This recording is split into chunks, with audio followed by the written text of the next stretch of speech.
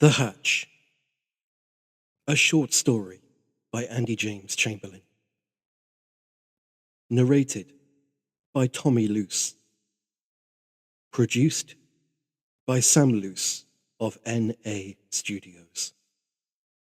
With music from Oscillator Sync.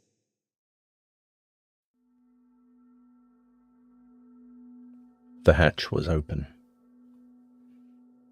They had walked down the canal for weeks, past the same rusty barge with its hollowed-out central core and its two keels hidden behind the hatch's barrier.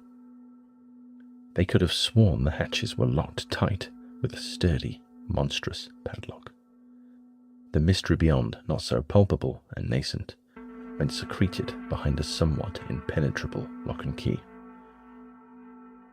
But today, the hatch was open. No such lock, no such key, no such barrier to the mystery. Now the mystery was abundant, clear, greedy, and charming. There wasn't a glow, but Alex imagined it. He looked at the open porthole and the darkness that was beyond, in his mind, gave off a warmth and an inviting, beckoning, welcoming glow.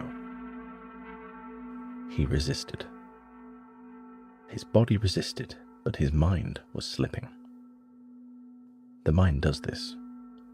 Where the body can often act out of self-preservation and bar such wanton acts of self-destruction, the mind has a tendency and a yearning to jump with childlike abandon into the dangers of the dark. To wade, with pleasurable absence of thought, in waters bleak and murky. Yet even as the body said no and took him on his way, further down the canal, toward the cottage by the lock, toward the moss-covered bridge, toward the winding pathway that cut through field and thicket. But his mind was teetering, tiptoes hanging over the edge of the forever, the darkened infinity that existed inside the hatch. He wondered. All things belong to the hatch. The hatch is all things, and all things are the hatch. And this thought resonated and echoed and amplified inside his skull, bouncing around from wall to wall of his mind, like an errant shot from some high-caliber gun, ricocheting around in merry chaos, tearing and shredding all other thoughts and all semblance of rationale.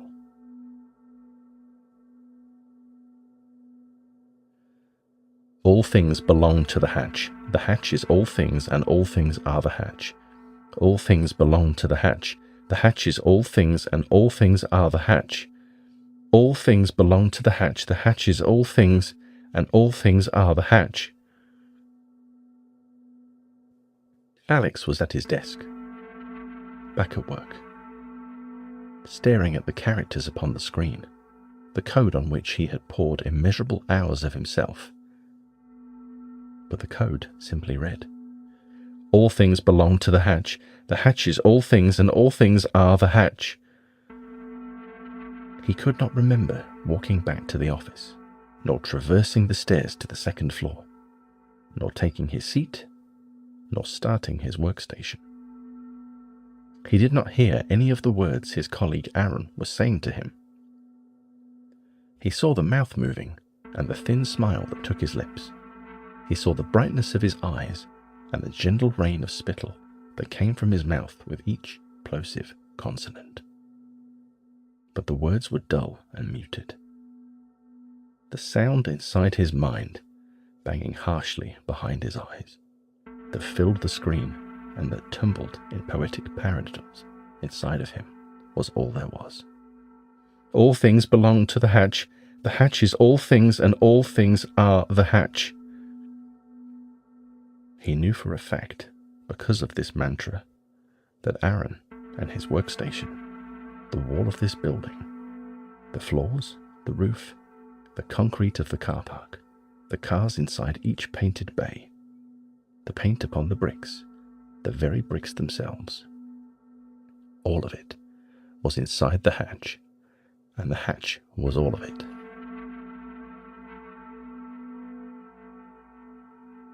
He looked down at his fingers and hands, which were also inside the hatch, and the hatch were inside them also.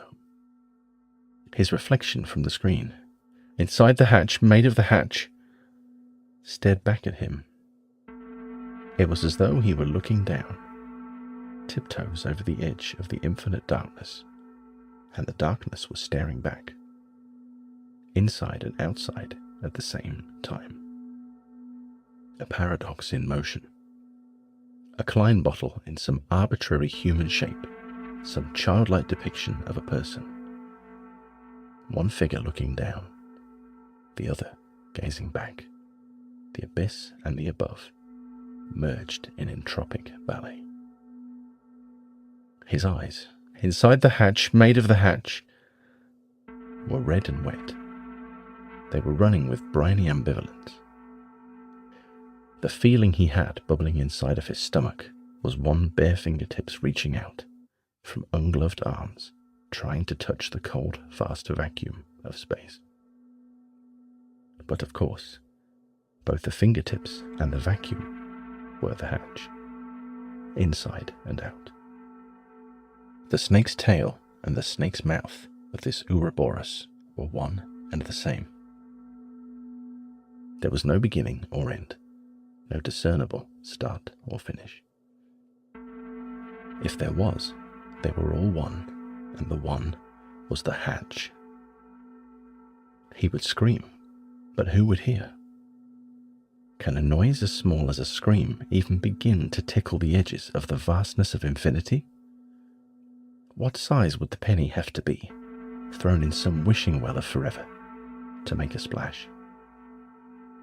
Just as the duck's quack made no echo, the scream of an ant is silent upon the ears of the vast, monolithic majesty of the coiling realms of the never-ending, the never-beginning, the everything and nothing. Alex was no longer there. He no longer existed. He realized this now. He was naught but the merest fumbling blink upon the unfurling black beyond the hatch.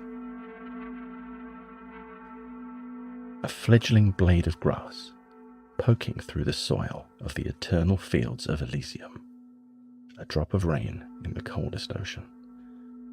Absorbed, indulged, and just as soon forgotten. Inside, outside, forever and never.